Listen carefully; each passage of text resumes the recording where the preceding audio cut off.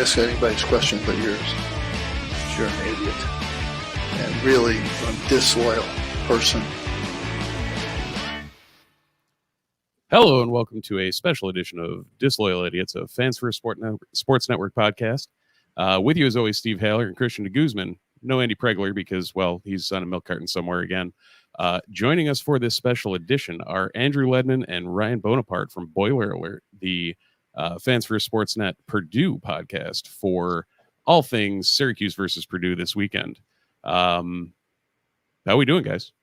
I'm doing great. How you guys doing? Yep. I'm thankful that Syracuse plays under a roof and doesn't have to deal with too many elements. Yeah. You know, 5.5 hour delay in your week 2 game really is not something you planned for, but it worked out for Purdue with that win over Virginia Tech.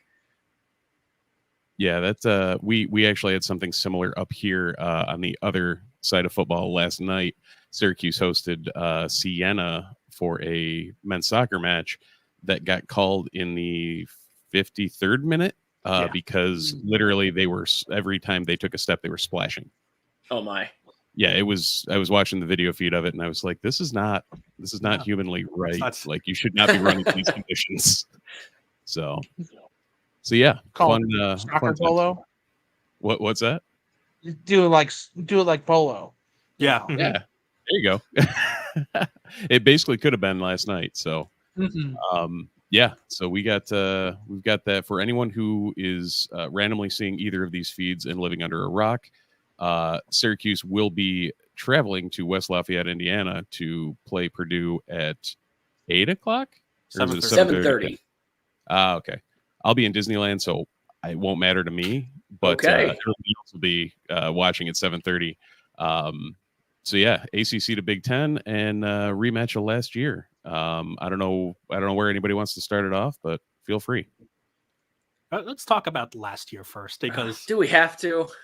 Well, I won't get into why Purdue lost because you guys can better articulate that.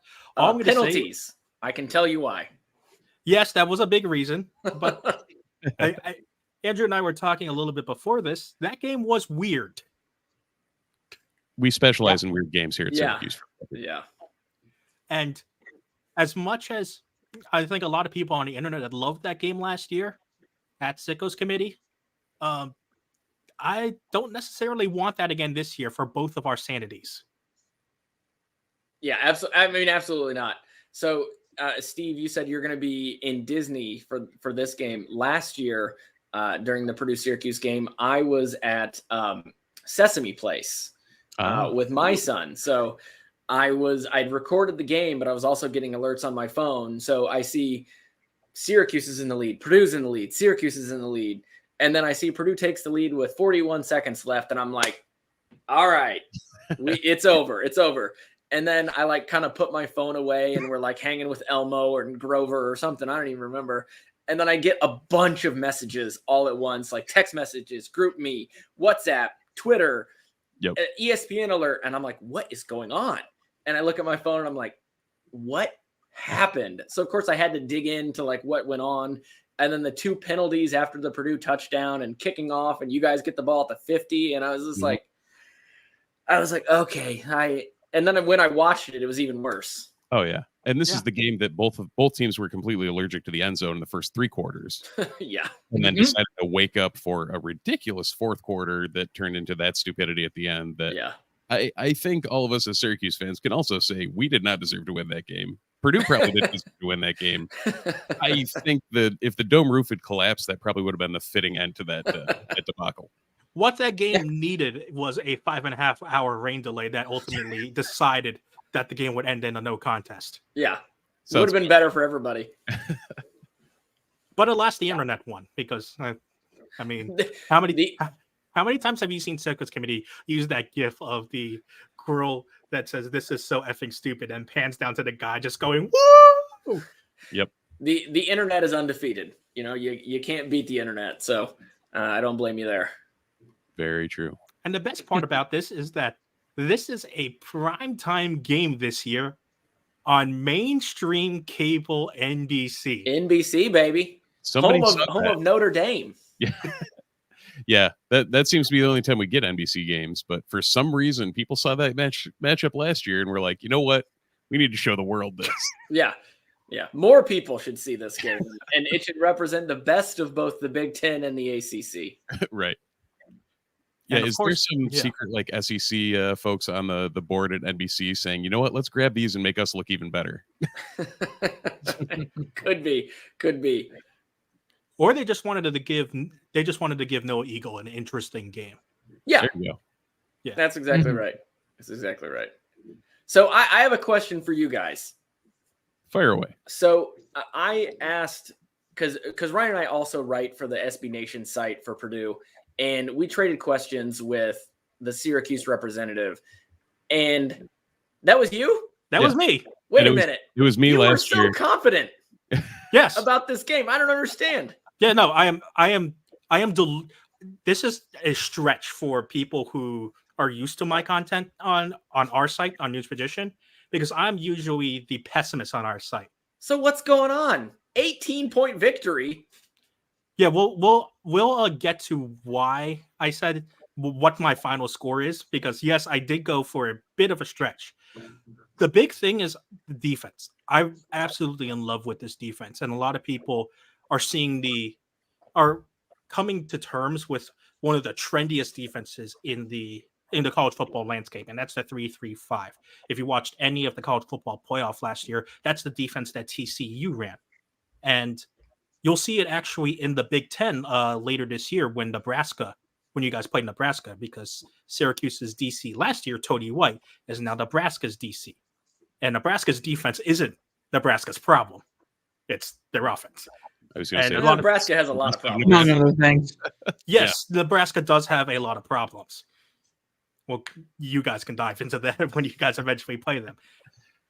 So, of course, when Syracuse lost Tony White to Nebraska, a lot of people are asking, okay, who's going to be the next guy that Dino Babers brings in to take over and become the DC? Well, it turns out he brings in Rocky Long, the guy who actually invented the system in the first place. And what we've seen from the first two games, yes, it's against much lesser competition against FCS Colgate and That was going to be my rebuttal to you. Yes, Yeah. it's against much lesser competition against FCS Colgate and bottom of the barrel MAC Western Michigan. However, this is a defense that, even given those opponents, it's a defense that looks faster and more aggressive and more in tune, more fundamental than the Syracuse 3-3-5 under Tony White. It's because you have the guy who literally invented a defense teaching the defenders who already have a pretty good grasp on what they need to do.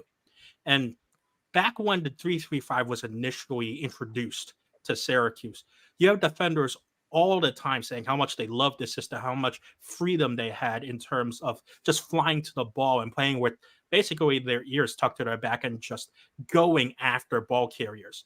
And it's a reason why you've seen so many Syracuse defenders drafted.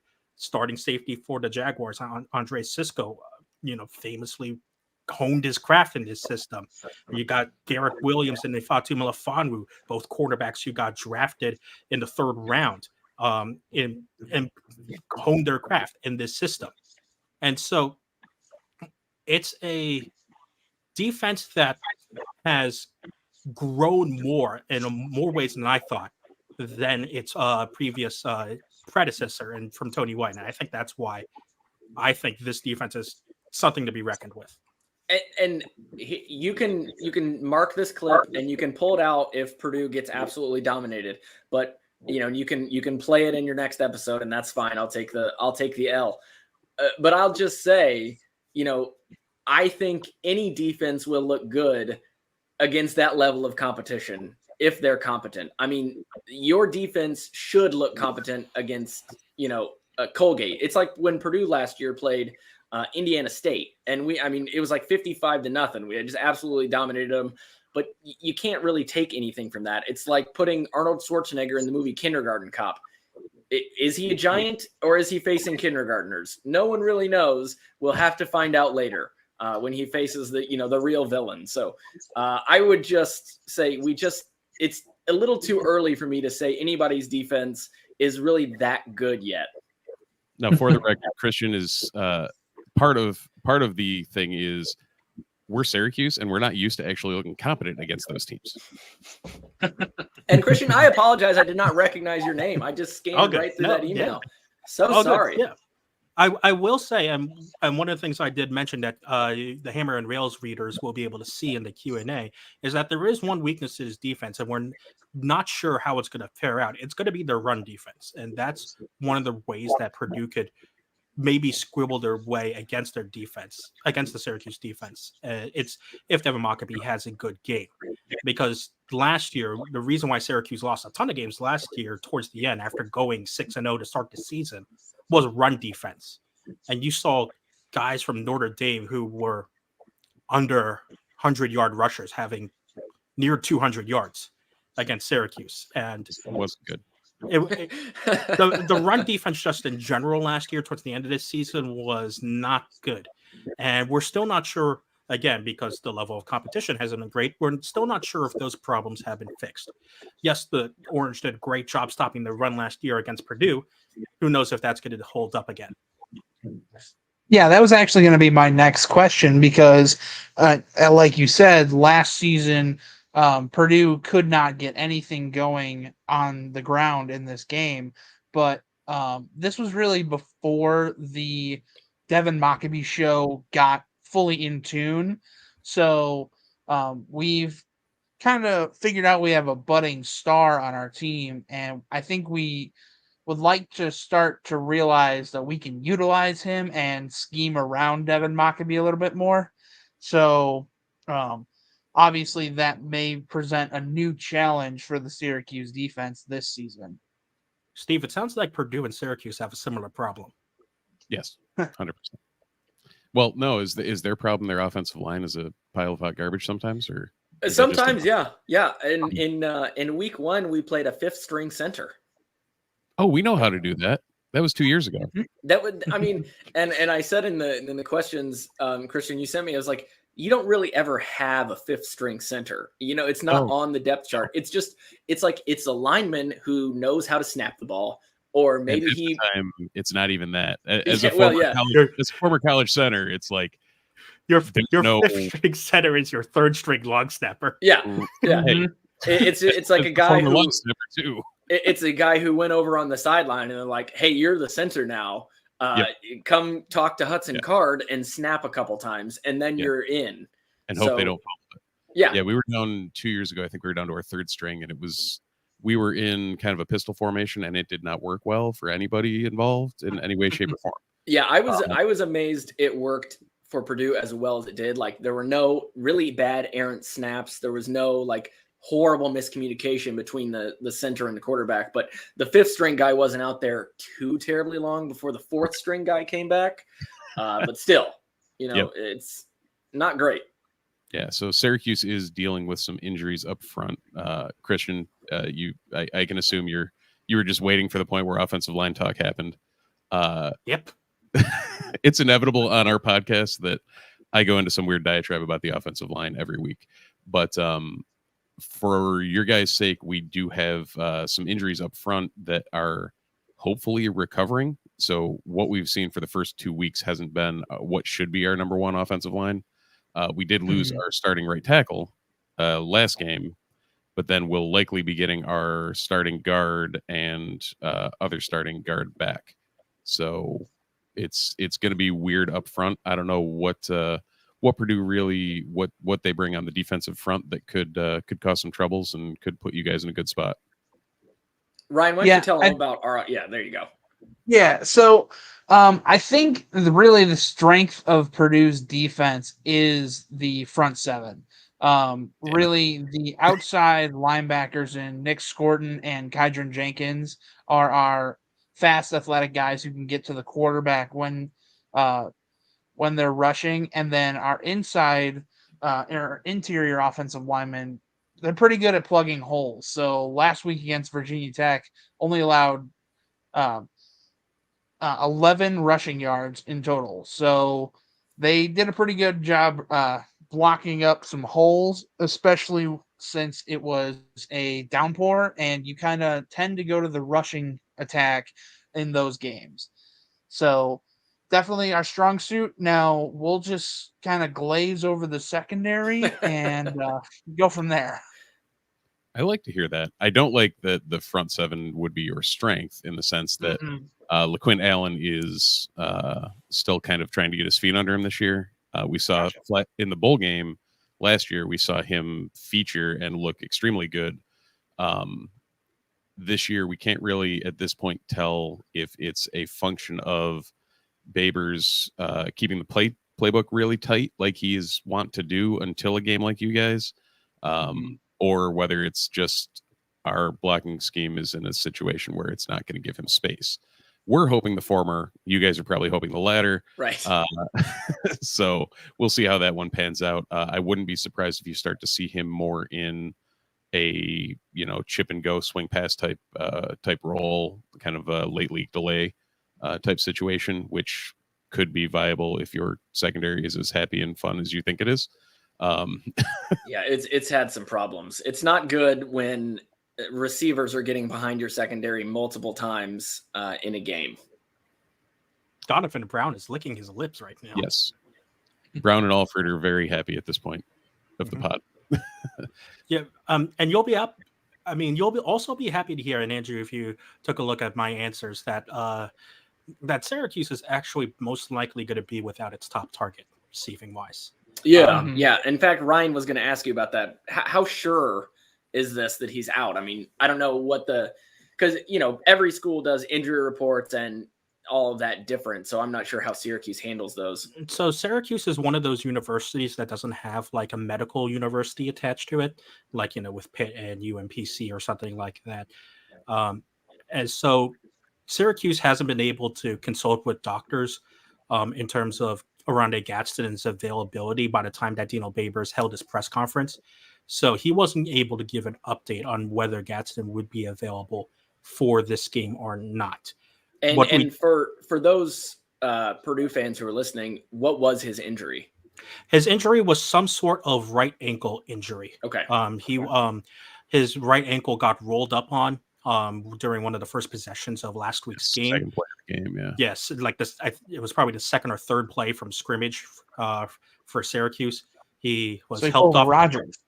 Yes, he did. Okay. Hopefully it's not as bad. The Jets fan here is not happy. Oh man. So I'm sorry to do that.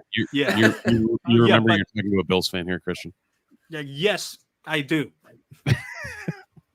We're even less happy. I do realize that. Thank you for the 20 fantasy points for my Jets defense. And so he left the field. Gadsden left the field, was helped off the field, went to the locker room, and came back on crutches and with a boot on his ankle. So obviously he didn't play the rest of the game. This wasn't a Rogers situation where it clearly looks like he had like a ruptured Achilles or anything. And Babers, in his initial thoughts after the game, was hopeful that, or was at least hoping that he could get Gadsden back out for this game. From what we could tell, I don't think he'll play. Just because Babers does like to be careful with injuries. Yeah. And if he even talks about an injury, it's usually, and doesn't immediately say a guy is going to be available for the next week, it usually means that guy is not going to be available for a couple of weeks. Yeah. So I do not think that Gadsden will be available for this game. And for the Purdue fans, you might remember Oronde because he had 2 touchdowns last year, including the game winner. Yeah, he had quite a game. That was All-American this year. Son of former NFL wideout Oronde Gadsden. May or may not have, battled with Pat Surtain at high school and really honed his craft there. So he was going to be and continues to be one of the favorite targets for Garrett Schrader. Unfortunately, he might not be available. Now, Syracuse does have options to mitigate that. Namely, Isaiah Jones is going to be the number 1 target to be the guy who replaces Gadsden. And he's kind of got a similar body type, a little less tall and a little less heavy, but has the same type of speed explosiveness and explosiveness as well. Showed some really good hops as well in the first couple of games at Syracuse. So if 50-50 battles in the air are not your secondary specialty, then, and I see that it's not, Jones might have a really good, might have a fun day. Gotcha. And so yeah, one of the questions I had for you, kind of looking at the Syracuse stat line so far, is I know you mentioned LaQuint Allen as their feature back, but they really have 3 running backs who are in that 17 to 25 carries range so far. Is that just a product of who they have played? Primarily. You're Indeed. going to see a little of Juwan Price, but beyond that, you're not going to see much of anything besides Allen, I would assume, once we get to the feature games in the schedule. Allen was delayed getting into camp, so it also probably is a bit of them, continuing to get him up to full throttle. I got a hunch when you looked at this schedule, those first 2 weeks for Syracuse were effectively 2 more weeks of higher tempo game speed camp. So this is like the start of the season for a lot of what we're going to be seeing consistently, I think. To give you guys context, Syracuse's starters only played 1 snap in the second half against Colgate and did not play at all in the second half against Western Michigan. Yeah. That, like I said, with Purdue playing Indiana State last year, that sounds a lot like what happened in that game as well. It was just like everybody got to play in that game. I mean, you go through the roster and you look at it, and they're like, appeared in 1 game last year, and they're like, I know exactly which game you appeared in because it's the same one that everyone else did. It's the give the walk-ons sometime on the field game. Right. Which never used to be a thing. Now that you don't have to burn a red shirt. Right, you get 4 games. Yeah. So let's get to the part of the pod that I think Syracuse fans want to hear, and that's about your new QB, because it's a big name QB. Because Hudson Card, if you're the Texas starting QB at some point, you're going to get recognition. But now he's at Purdue, and while he's probably not the same level as AOC, there's probably some decent strengths and weaknesses that Syracuse fans have to look out for. What are those? Yeah, I would say for the first and foremost, if you're comparing him to Aiden O'Connell, Hudson Card is much more mobile. It's staggering, but that's more so speaking to how immobile Aiden O'Connell was. Hudson Card can definitely use his legs. We actually, in the first 2 games, would have liked to see him use his legs a little bit more often, just because at times he would have 4 or 5 yards in front of him, but would, sit back and try to make a play with his arm. Now, obviously, that's good if you have a big play coming, but getting those yardage is helpful. Usually. So if you have Hudson Card as the quarterback, I mean, I don't know that he has the same weapons he had at Texas. That said, he still can throw a pretty accurate ball. He's looked pretty posed in the pocket, and he can escape a pocket, like I said, with his legs. We just would like him to run a little bit more, and if he can get the ball out a little bit quicker to his receivers, it would be helpful, just because sometimes a route breaks down a little bit more. But overall, we like what we see, and we're obviously excited for that talent that Ryan Walters brought in his first year through the transfer portal. So there's still more to be desired, and we think he can give it to Purdue fans. Yeah. The only thing I'll add is if you are trying to compare Hudson Card to Aiden O'Connell, or AOC as we call him, just because it is so much easier to type everywhere than Aiden O'Connell. Aiden O'Connell had 2 very, very good weapons in the receiving corps at his disposal. He had Charlie Jones and he had Payne Durham. Granted, Payne Durham is tight end, but he was a very active receiver in that Purdue offense last year. Whereas, we know. Yeah. Whereas 4 yards later, we know. Yeah, right. Whereas, Hudson Card has been without his number one tight end, and he's really struggled to find, I think, a go-to receiver at this point. Deion Burks is very, very fast. He certainly played like a number one receiver against Fresno State, but then was held to just one reception against Virginia Tech. And so he's had to spread the ball around quite a bit. So I think that has both helped and hurt this Purdue offense because they're not over reliant on one guy like they were on Charlie Jones last year. But at the same time, if it's it's 3rd and 6, 3rd and 7, you got to have somebody who you can trust. You got to have somebody who you can get the ball to in a tight spot, who can fight for 1 or 2 extra yards if you get it to him behind the sticks. And I don't know that Purdue and Hudson Card really have that guy right now that they have that rapport with that they can really trust on a 3rd and a really difficult yardage. Nice. Well, we're about halfway through here on our time, and I know we were talking pre-show about some of our favorite things in terms of Syracuse special teams, and I know that Ryan, I thought you were going to try and throw a home field read in there. Well, we could do that as well because it is halftime. We'll do that real quick and say, first of all, Disloyal Idiots is sponsored by Home Field Apparel, your one-stop shop for all your throwback Syracuse and even Purdue throwback apparel jersey. You can use the code Noons23 at checkout for 10% off your first order. Don't disown us for upping the Purdue side of things. I know he's an Indiana fan, so yeah, we know. Though they did drop some really solid stuff for you guys. They did. They have some really good Purdue stuff. Like those are really sharp. Yeah, I've got a couple upstairs. Nice. All your comfiest throwback apparel, whether it's Syracuse, Purdue, or even your new conference mates in UCLA, USC, Oregon, Washington. Yes, this world is still weird. You can use the code Noons23 at checkout for 10% off your first order.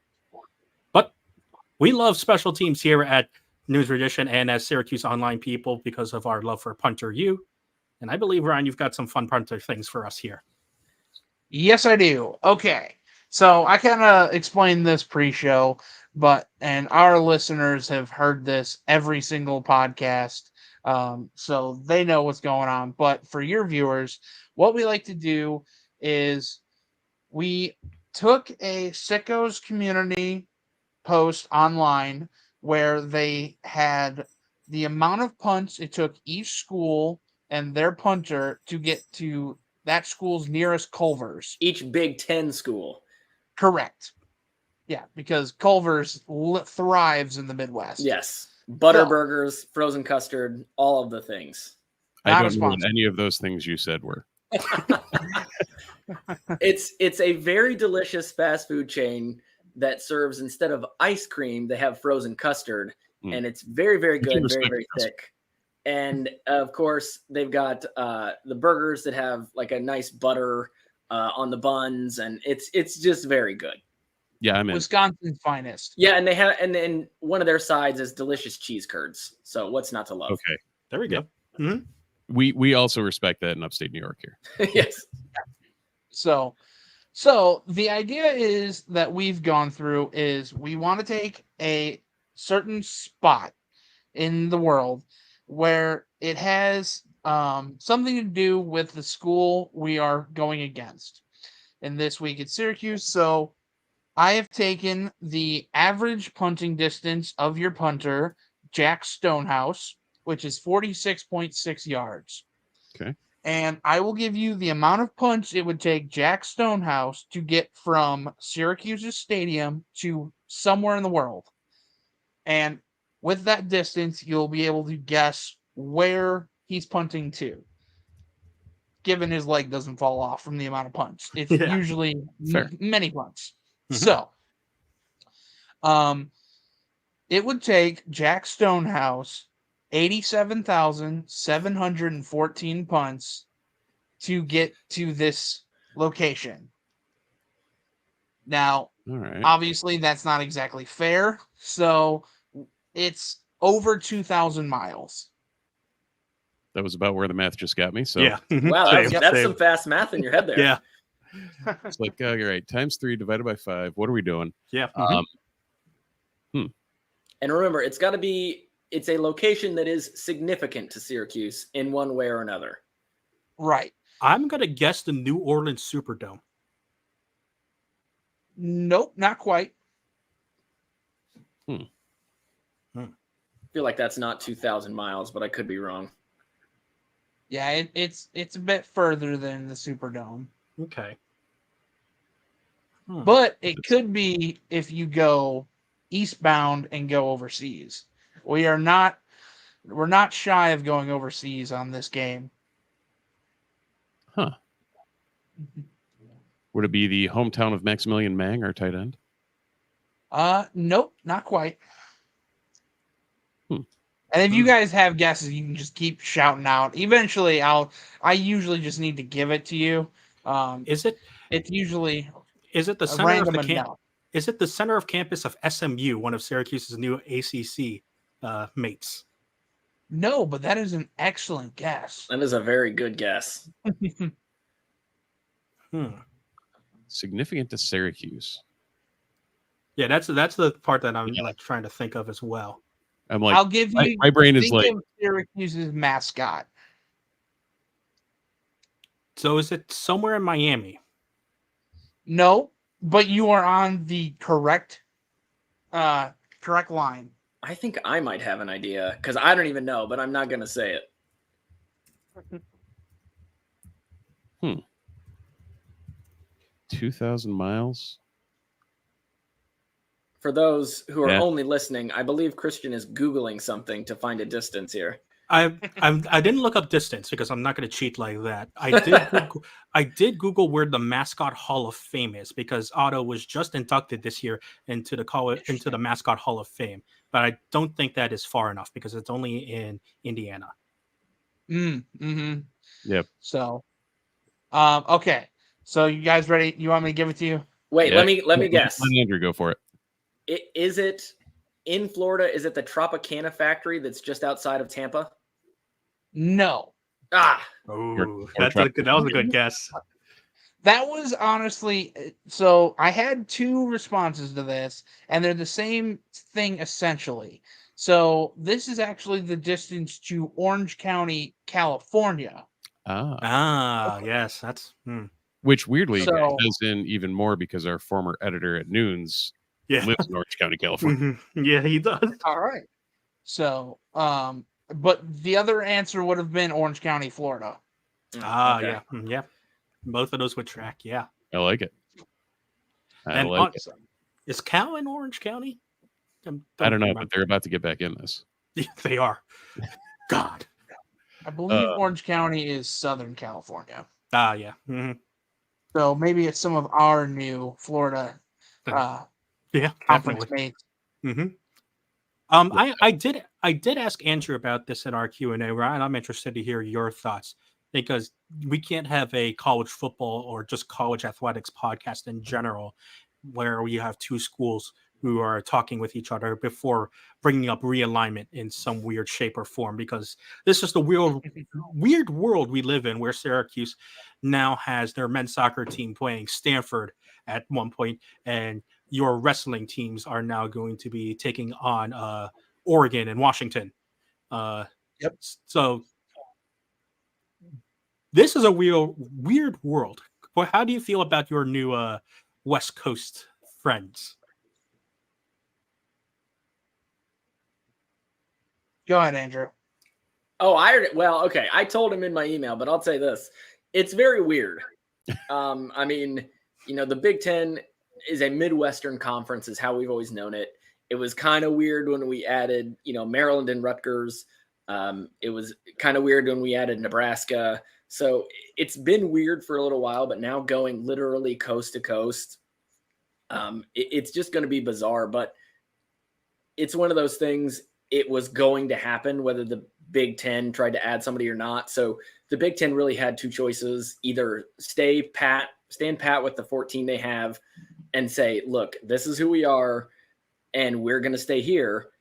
And ultimately they might have been one of the next conferences to be rated if other schools or if other conferences had taken, these Pac-12 teams. So now the Big Ten is stronger, which means Purdue is stronger, and they're going to be getting more money, which, love it or hate it, college sports is increasingly run by money, by TV contracts. And so Purdue just made themselves incredibly more secure with, depending on which account you read, an additional 30 to 50 million more per year than a lot of other schools get. So while you can say tradition is ruined and, we won't be playing our traditional rivals as often anymore because we've got to go to the West Coast now, ultimately Purdue is going to have more money. Purdue is going to be able to upgrade more things, be able to hopefully run a smoother athletic department. And ultimately, while you may not like the changes, they were going to happen either way. It's one of those like get on or get out of the way. And the Big Ten, decided not only they were going to get on, they were going to drive the bus. So you gotta take that and run with it, I guess. So if I was recording this podcast back in 2012, you could have just cut and pasted your audio for Syracuse going from the Big East to the ACC. And it was literally the exact same situation of, well, it's going to happen and they're going to give us more money and okay, let's go. Yes. Right. And then the Big East died and then the Big East was reborn. Long live the Big East. Right. That sounds about right. And you sound like half the people in our comments section who want Syracuse to go back to the Big East. I'm sure. I cannot imagine, like, if Purdue had, for whatever reason, changed conferences, it would have just been a nightmare. I mean, people get upset in our comments when Purdue Pete gets slightly tweaked in, a kid version that they put on T-shirts, and it's like, this is awful. Burn the whole department down. So, No, it's not just you. Cool. As I said earlier, the internet undefeated. Change anything and you're going to hear it. Fair enough. Now, my question is the ACC going to be renamed to the All Coast Conference? Yes, exactly. You took the words right out of my mouth. Still ACC. Again, also, internet undefeated. I've seen that way too many times. Oh, yeah. You got to stay consistent with the branding, man. Yeah, I mean, it's still the Big Ten, even though there's going to be 18 teams. Yeah, until it turns into the Big 20, it's going to be the Big 10. Do you guys just put an asterisk next to the 0? And well, of course, I mean, the famous and best usage of it was when the Big Ten added Penn State, and then they became 11, and then there was the hidden 11 in the Big Ten conference logo. And that was the best. And then, of course, we ruined it by adding other teams. But so what happens is the Big 10 times 2. Well, what happens is the Big Ten logo is just the IG is just going to be larger. Yeah, well, there's also people who have turned the G into an 8. Oh, yep. God. So we're the B18. Okay. That sounds like the next. It sounds like the next fighter. Yeah, it's going to say it sounds like the next fighter jet that the U.S. military is prototyping. It's a droid or an X-wing version. Yeah. Mm-hmm. Now that was the name of the warhead that Luke used to blow up the Death Star. There you go. Right, sir. That was a proton torpedo. True. Yes, it was. Sorry, I was so rash about that. Yeah. I'm gonna have to leave this podcast. Well, you can jump on the podcast I host in. Yeah, I was gonna say. What's that? I have a nerd news podcast, like a weekly nerd recap podcast that I run. We're doing there you go. An Ahsoka season or episode recap in 15. I haven't watched the one that came out last night yet, so go do it as soon as this is done. That's my plan. That's my plan. The internet unites a lot of things, like nerds. Yes, absolutely. Mm-hmm. But going back to the now All Coast Conference, or ACC now, that is not just the Atlantic Coast Conference, it is also in a weird position because our co-host, Andy, and I, we're kind of united on this idea that we don't necessarily think the ACC had to add Cal, Stanford, and SMU. But what came out later in terms of the reporting that was done actually made the move make a lot more sense, because when the ACC and ESPN made the ACC network, the conference created what was called a grant of rights, and it's a very tight contract that tied the teams to the ACC and kept them there until something like 2034, 2037. 2034. 2034. And if a team wanted to leave the conference and move somewhere else, they would have to pay an exorbitant amount of money to break those grant of rights.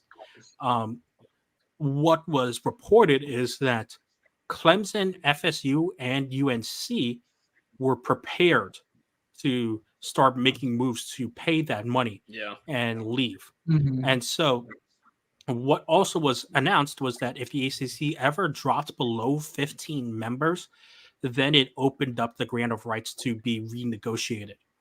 And right now, that contract can't be renegotiated until 2030. And so by adding Cal, Stanford, and SMU, it ensures that if Clemson, FSU, and UNC do want to jump ship, the ACC will still be at 15 teams. But if that wasn't the case, I don't think the ACC really needed to, because it's not like the ACC doesn't have the same cash inflow that the Big Ten has and the Big 12 and the SEC. And so it would just make it currently is making just logistics a nightmare for the ACC. Yeah. That's what I'm not looking forward to for Big Ten teams. It's going to be strange, especially we'll have to be playing, Saturday night football games over in over in California, or, in Oregon, Washington. So we'll be playing at, what time? East Coast time, where most of the Purdue fans live. It's going to be weird. Right. We're used to Pac-12 after dark. I didn't realize we would need Big Ten and ACC after dark too. Yeah. Right. Yeah. And that's realignment talk, everyone. There you go. Yeah. Congratulations to all of us. Cliff notes. None of it makes any sense, but we all had to do it. Yep. So we're slowly starting to wrap up here on our Disloyal Idiots Boiler Alert duo podcast. We've definitely talked about the strengths and weaknesses of each team. Andrew, I asked you about some of the unsung heroes. I want to hear some from Ryan as well. But Andrew, why don't you start first and tell me who your unsung heroes on both sides of the ball that Syracuse fans should be looking out for as like kind of those sneaky guys that you wouldn't think of? So I think for me, I listed an offensive lineman as an unsung hero for Purdue, and Steve will be very happy. And a lineman who hasn't even played this year because he's been out with injury. So I put Gus Hartwig.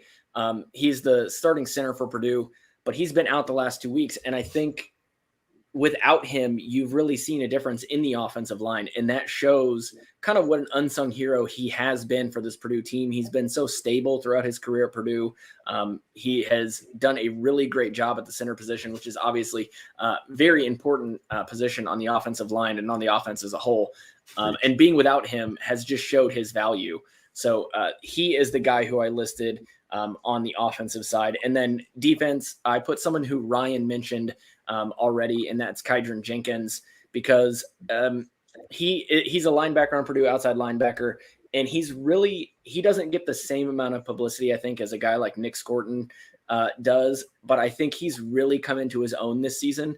I think he has made a big improvement from last year. And I think as the season goes on, he's going to be someone you're going to hear more and more about. Yeah, absolutely. So on my end, offensively, an unsung hero, I'm kind of going to go with one of the second or third options at wide receiver, and that is Rahman Yassin.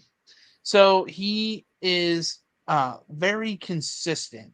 He's not always the top threat that people game plan for, but he can still give you 4 catches, get downfield, make the right moves. The problem he's had over his career is injuries, so that's sort of held him back a little bit. But when he's on the field and when he's healthy, he's very consistent and makes a contribution to the offense that helps you win. On the defensive side of the ball, I'm going to go with a freshman, and I'm going to say he's unsung just because of how young he is so far. It is Dylan Thieneman. Both his brothers play for Purdue. He is the third Thieneman to play, and he has led the entire Purdue defense in tackling. He leads the Purdue defense in interceptions with 2.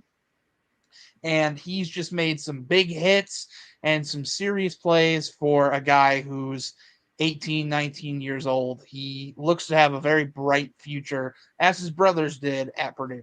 Yeah, he was the other guy I was going to mention on defense, but I wasn't sure how unsung he was since he's getting so much publicity, just being like a true freshman, playing and getting 2 interceptions so far through 2 games. But I think he's the other answer that makes a lot of sense to me. We know in Syracuse that if a legacy player does pretty well, the fan base is probably going to latch onto them. Yeah. See one. Yeah, Buddy. love to see that last name that you recognize, Yeah, so you see one Buddy Jackson Thomas Boeheim on the good old basketball side. Well, I think there's about 6 Boeheims on that team at one point, right? It felt blood, like blood or none, yeah. Yeah, blood or none, yeah. So I know, Steve, you've got to get into another podcast here shortly. Do you guys have any more questions for us? Because I think Ryan and I were hoping to end just with some predictions, and I don't want to keep you here longer than need to, so you miss your other podcast. No, let's jump right into it. All right. Sure. Do we want to go 1 and 1? So one of you guys and then one of us, and we'll go back and forth. Sure. Yeah, sure. You want to lead off since you've already been alluded to as the surprise. I will lead off. As Andrew said, I am predicting an 18-point win for Syracuse. It is 34-16. Yes, this is out of character for me, but like I said, I think it's the defense that carries this. And yes, I know that the defense has only played FCS Colgate and bottom of the barrel MAC, Western Michigan. But just through the eye test alone, this defense looks better than when the past iterations of this Syracuse defense has played against similar competition. And most of the contributors that we're seeing in this defense are veteran guys who are back and are really hungry. The main focal point is going to be Marlo Wax, who is sliding over from the weak side linebacker to middle linebacker. And he is still playing with basically his head cut off and rushing the A-gap like no tomorrow. The free safety, Elijah Clark, is going to get his head involved in every play no matter what. And the quarterbacks, who may have been a concern after both of our starting quarterbacks last year left due to graduation and the transfer portal, both of the starting cornerbacks this year have stepped up and played tight coverage in Isaiah Johnson and Jeremiah Wilson. If the run defense can hold, and if Devin Mockabee regresses to the form that he showed against Syracuse, I don't think points are going to be easy to come by for Purdue. And that gives me a lot of confidence to say that the Syracuse defense will lead the Orange to a victory. And that's a forced regression of Devin Mockabee, not like him just magically not playing well. Gotcha. Ryan, do you want to go for us? Yeah, I will go. So the one X factor I think in this game is actually just surely the location. We hadn't really talked about it. I know your kicker has not missed a single kick this year, but when you're playing in a dome, it's a little bit easier. But I think Purdue at night presents just a whole new environment. Kind of the blackout and West Lafayette at nighttime. They've been some big games there. I've got Purdue in this one 31-24, just because I liked the effort we saw from the defense last week as opposed to in week 1. I think they're on the right path. The offense is getting healthier, and if Devin Mockabee can make that extra effort against a defensive line that has some issues, I think that bodes well for Purdue. So 31-24 Purdue. Okay. I might almost flip that on its head and go like 27-21 or something. I'll end up putting it on paper tomorrow when we publish the article, but something in the vein of like a one possession Syracuse win. I don't think this is going to be the stupid game. I think this is going to be a much more crossed palatable game to watch. I think both teams have pluses and minuses that each other can exploit. I do think Syracuse will end up coming out on top just between how Schrader has changed his game as far as actually looking downfield to receivers instead of just tucking and running immediately, as well as, like Christian said, the defense. You guys understand the how we watch a game versus how most people would look at a game, and they're passing the look test more so than they have in years past. So probably a one possession game, Syracuse victory is where I'll settle. Gotcha. Yeah, I was really surprised when we hopped on here that you guys said that Christian was the pessimistic one. Yeah, normally so, he's completely the pessimist. To give you an idea, in our preseason predictions for overall record, everyone kind of went with 8-4, 7-5 records for Syracuse. I went with a 6-6 and almost put down 5-7. Okay, all right. So they've convinced you you're converted. Because like Steve said, because like Steve said, the Syracuse team is passing the eye test a lot better than it has in previous seasons. Gotcha. So I am last. I'm going to go 35-31 Purdue. As everyone here has said, I think both teams have flaws, and I think it's ultimately going to come down to which team can exploit that flaw. I know Christian and Steve, you've both said that you're a little concerned about the Syracuse offensive line, as well as not knowing fully who is actually going to be on that offensive line. You're hoping to have some guys back. And I think the Purdue defensive line can really take advantage of that. I think they've done a good job so far this year. And I hope that will mask some of the problems of the Purdue secondary, preventing the quarterback from having a lot of time, preventing those plays from developing, maybe make them a little bit more one-dimensional. So that would be great news for Purdue. And also, I do think the hopeful return of Gus Hartwig will make a difference, allow Devin Mockabee to really have a much better game than he did last year against Syracuse. And overall, I think, to Ryan's point, playing the game at Ross-Ade at night, you just see a trail of top 10 teams that have gone into Ross-Ade at night and lost over the last few years.